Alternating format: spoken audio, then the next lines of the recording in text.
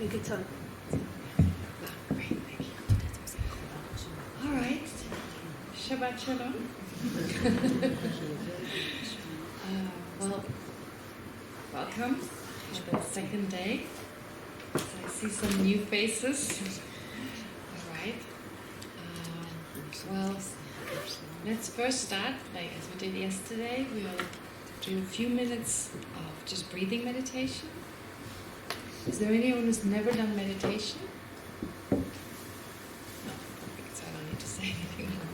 So to just focus on the breathing, to let go of any disruptive thoughts that are not part of this lesson, or not part of this day. And then I'll say a few words just about setting the motivation, okay, for the day. Let's do this.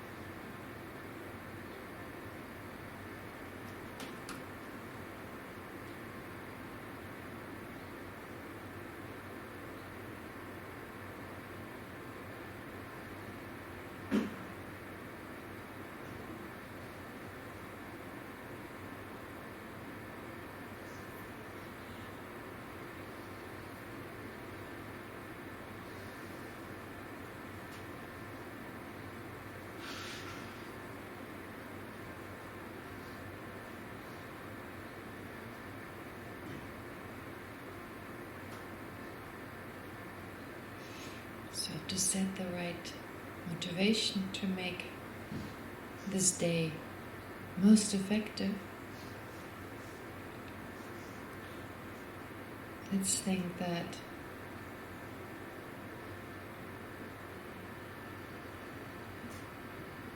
maybe be able to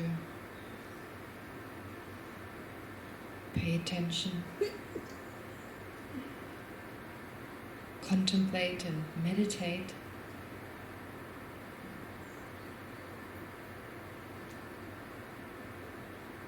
in such a way today that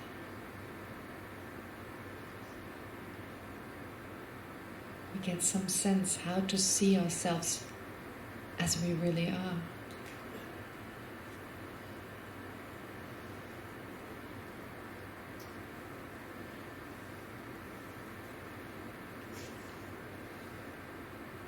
To better understand the I of the self,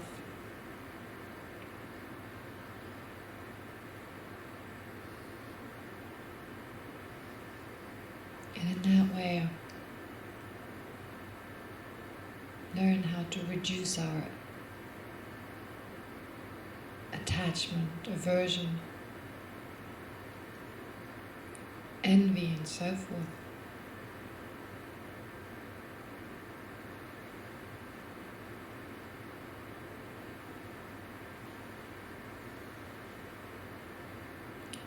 And replace these disruptive emotions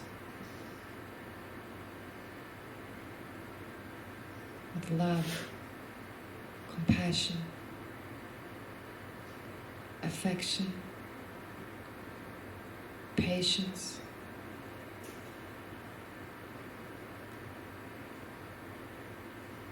and other healthy emotions.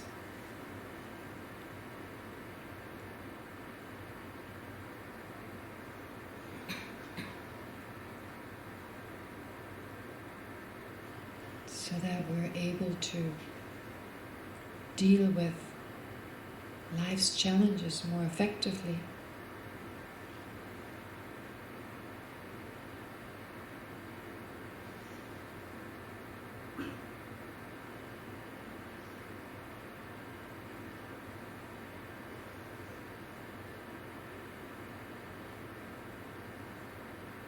But also create a more loving and peaceful atmosphere.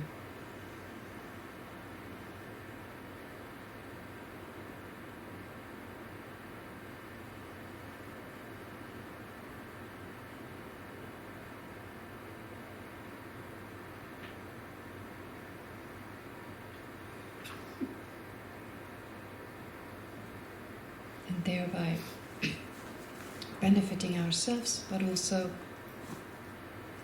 benefiting other sentient beings.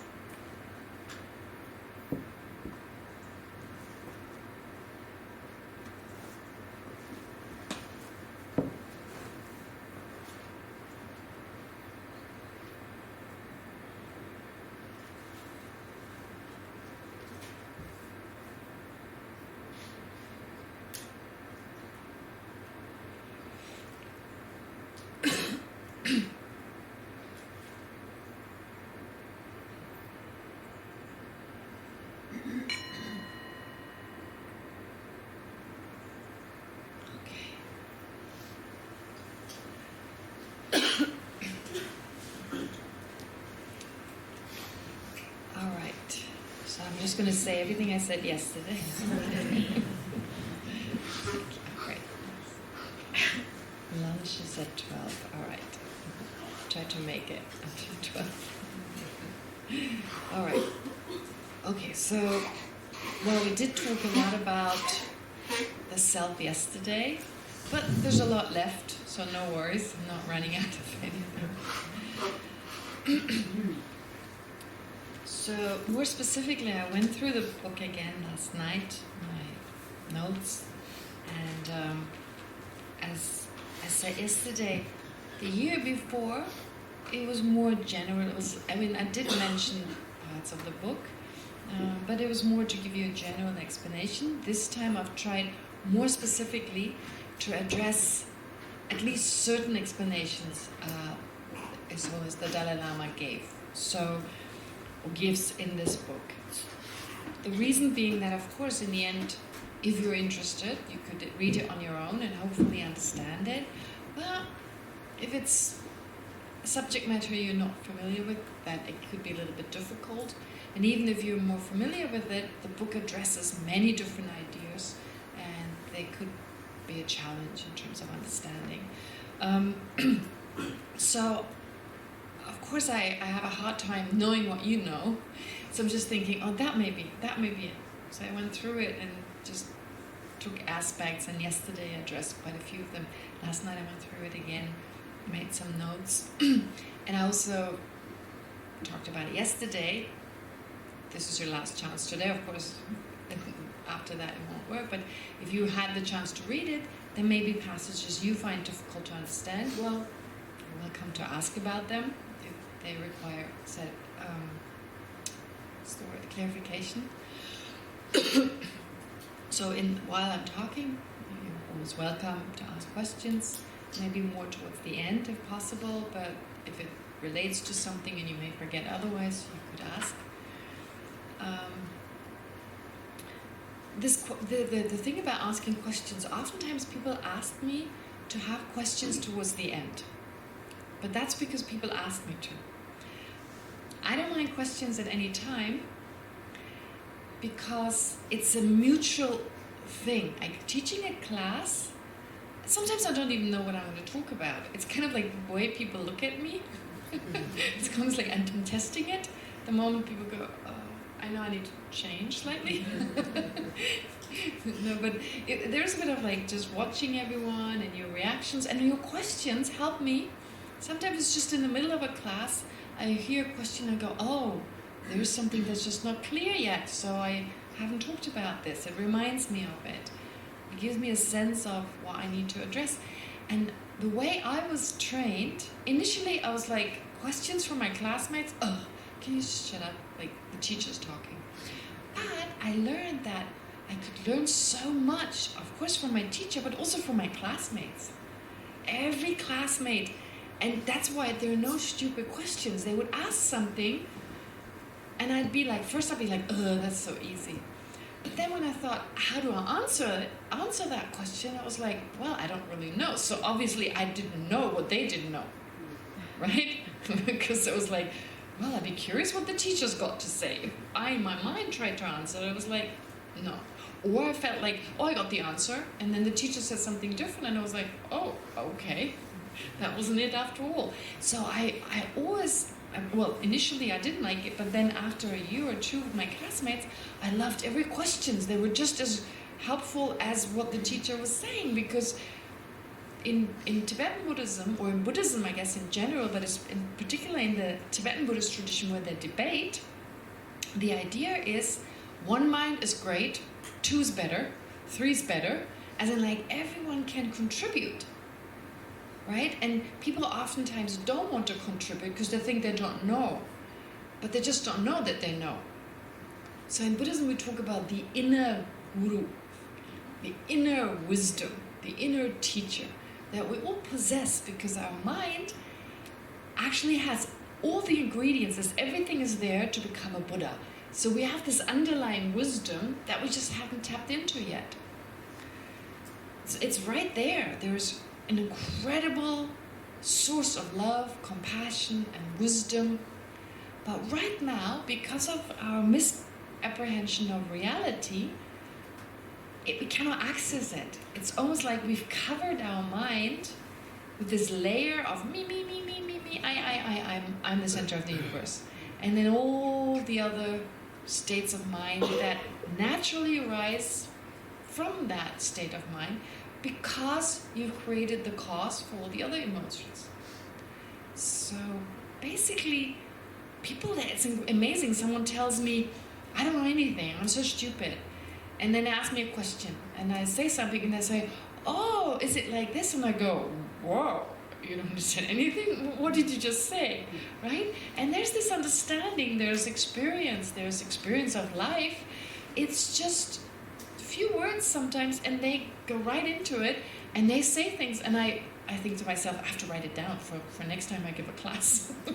Seriously, I mean, there's oftentimes someone said something, and I make a mental note, or I write it down, in fact, right? And there's a new lesson there. So it's a back and forth, which is why I don't necessarily mind when people ask questions. I have this tendency to go off topic, so I'm trying to control that a little bit. But I'm getting a little better at it. I'm not going into a different topic then. Okay, and I may sometimes say, oh, please, can you ask someone else, because this would take too long to answer. But in general, I encourage questions, and I would like to encourage everyone else to pay close attention, because every question has a lot in it. It's really important. Okay, anyway, but as I already said, actually from a Buddhist point of view, everything we already have. We have all the ingredients to be a Buddha. That's why we say we have Buddha nature. Okay? So it's like when you go into a restaurant, they say they have a dish already. What kind of dish is freshly prepared in a restaurant? That's usually never shakshuka, probably, right? Like fresh egg and tomato. I don't know, I always end up with that dish. But anyway, one way or another. So with that dish, it's like we have shakshuka. They're not lying. They're not saying we have shakshuka. And if it's a good restaurant, you know they don't have it yet. They're saying we have all the ingredients. It just needs to be thrown together, and our cook is going to make the dish. So it says we have shakshuka. We will have shakshuka, would be better. If you want to, we can make it for you. We have all the ingredients there. That's what it means, really. So likewise, when we say Buddha nature, it doesn't mean we're already a Buddha, but we have all the ingredients. We have this mind, we have this incredible mind, and we just need to remove what's extra. So liberation or enlightenment, all these words, is actually just about removing in our mind what's extra. Okay? like we talk, we say like we generate more love. It's almost like you're getting from outside. You kind of like you pour soya milk into a drink or whatever, right? Or milk, or you pour something, like you take it from the outside. But it's more like the milk is already inside. You just need to remove the dust around it, right? We talk, right? This is how we apply the words. But really it's about removing what's extra. So a lot in Buddhism is about removal, about refuting, taking out. So because we have aversion towards certain people, we cannot love them. We cannot generate the wish, may they be happy, because we may feel, may they be unhappy. So love is the wish for someone to be happy, but we may wish, may they be miserable. That's an obstacle. When we have attachment, we cannot develop unconditional love, because we expect them to be happy. Right? When we have attachment towards a person, there's a sense like, I need them to be happy. And love, of course, we may also love them at times, but that love is not always there for them when they threaten to leave us for another person, for instance. If we wanted them to be happy, we would go, oh, how nice, you found someone else. I want you to be happy. In that moment, it's like, no. No, not that happiness. Because I need it. So you see, it's our love. We have love for the other person. If our happiness is in no way threatened, we definitely, in those moments, love this person. We want them to be happy. There's unconditional love. We make dinner, maybe every day, or we fix the pipes, right? Without expecting anything back, because we want to make the other person happy. So those are moments of unconditional love. And then there's conditional love, and then there's attachment, depending on the moment. So it's a mixture of all of those. But attachment keeps us from unconditionally loving, because we're expecting something back. Okay? Envy keeps us from being really happy for other people's success. Just as we're happy about our own success, we're very happy when I do well, we're happy, right? Well, why am I not as happy for everyone else? Oh, how nice. My neighbor was able finally to get that new car. Or my child, or my partner has got this work somewhere else. And I'm so happy, they got this job, and maybe I'll be apart for a while, but that's always what he or she wanted. So, envy may be like worried that they may be with someone else, or jealousy, or whatever. So that keeps us from really rejoicing to be really happy for other people. But we have these abilities within us. It's just these emotions, these disturbing emotions, as they're called. They're disturbing emotions. Aversion, okay? Aversion, attachment, envy, for instance. Those are disturbing for many reasons. They disturb us, right? Very simple. The moment they arise, they disturb our peace of mind. They make us do things that we may later regret, okay? And they're disturbing in that they're not in accordance with reality. Attachment is so interesting. Attachment is so interesting, and I think you all have examples of how you were so infatuated with someone, at some point so attached to them, and when the attachment went away, you look at them and you go, huh?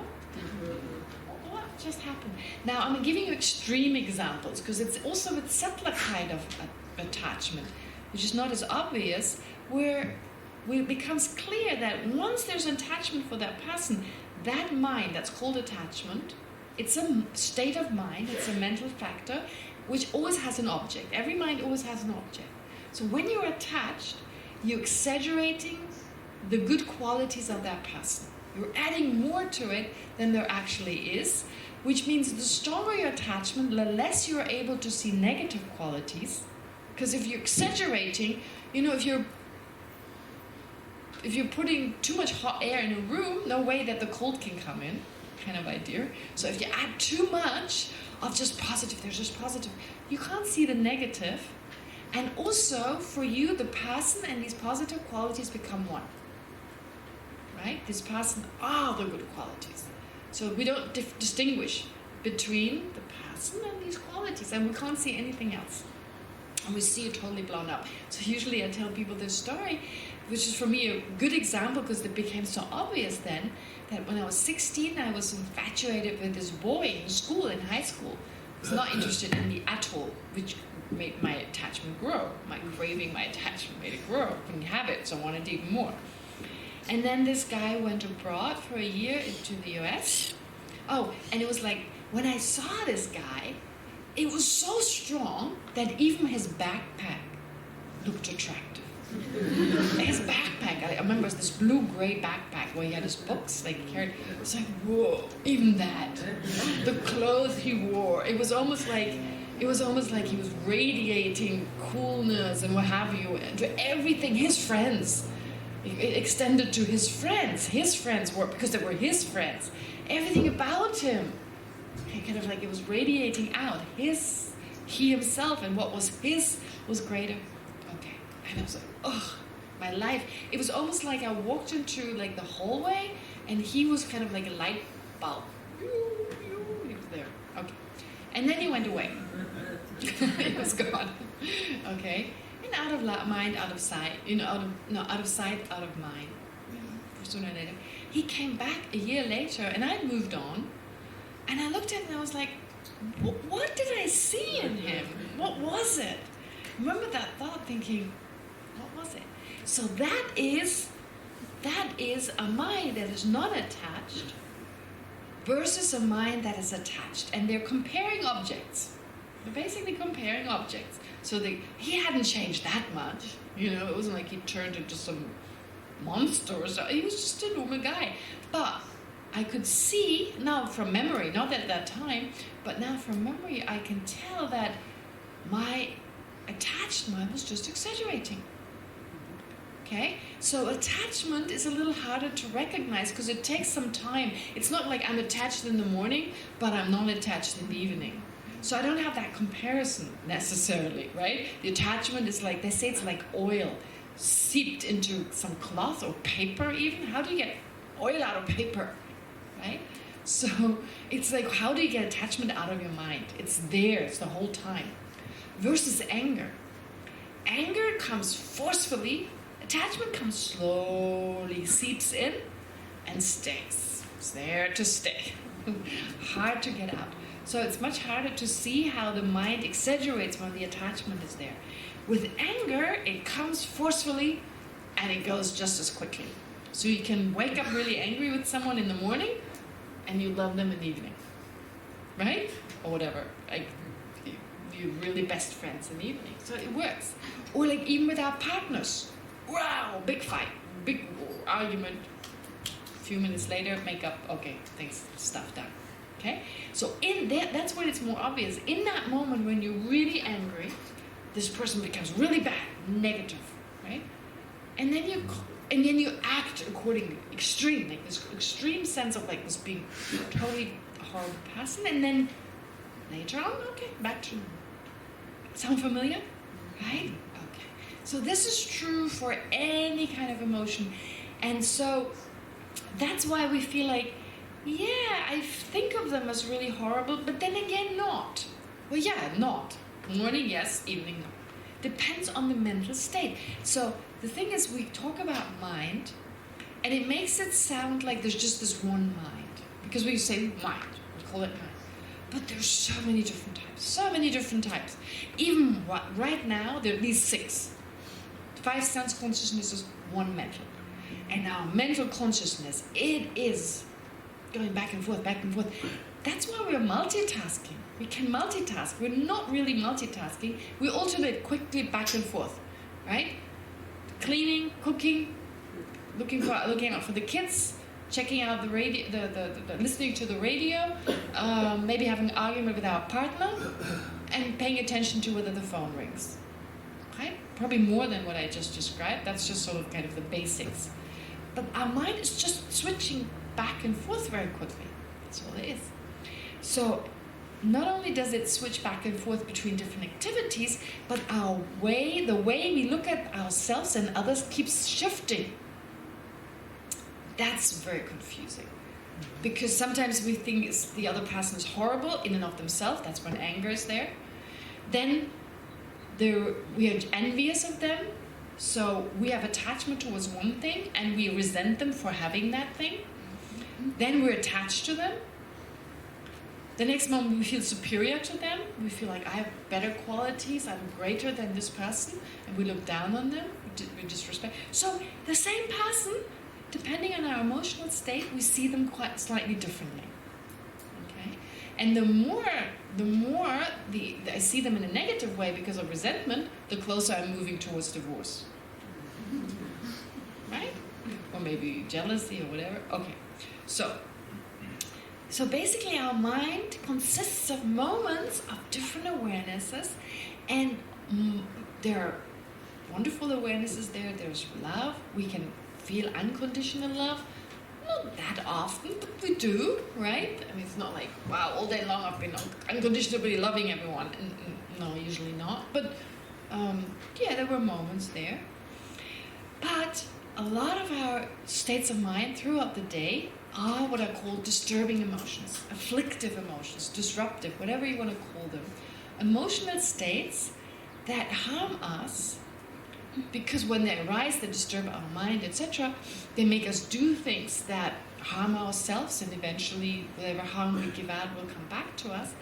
But more on top of that is what they perceive just doesn't exist.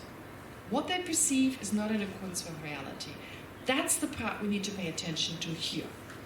So they're objects, although we perceive our partner, we perceive our neighbor, but in a distorted way.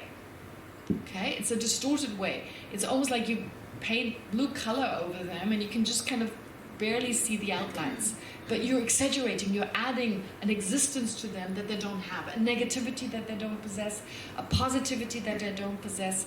So whatever is the mind is now no longer in accordance with reality. Now the question that arises is, where does that come from?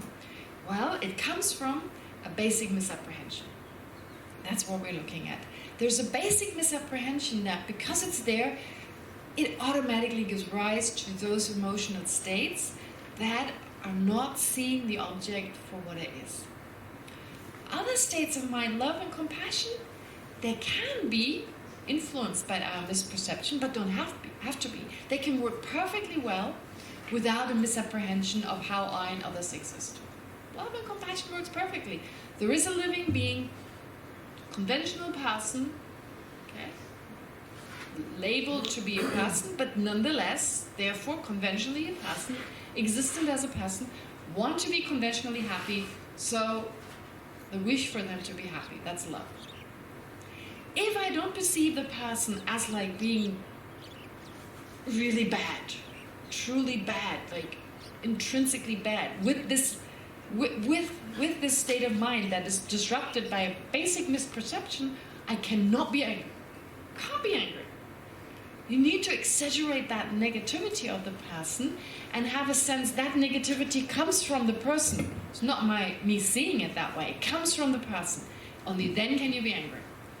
Cannot be angry if you have a sense, the sense of them being so horrible, that's just my mind creating it. No way can you be angry. You can't be. Try it. You can't be angry, right? You cannot even be angry when you think of a positive quality, which is why sometimes you find yourself, you're so angry with someone and another person comes along and says, yeah, but they're actually really kind. They're helping all these poor people. And you go, don't tell me, I'm really angry right now. I don't want to hear this. Because it's almost like, I want my moment of anger here. Do not destroy it, right? It's like, no, I don't want to hear this. You actually don't want to hear anything good about them because you feel like, I'm getting back at them with my anger here. And I'm punishing them here with my anger. So don't stop me punishing this other person. But of course, it's like the Buddha says,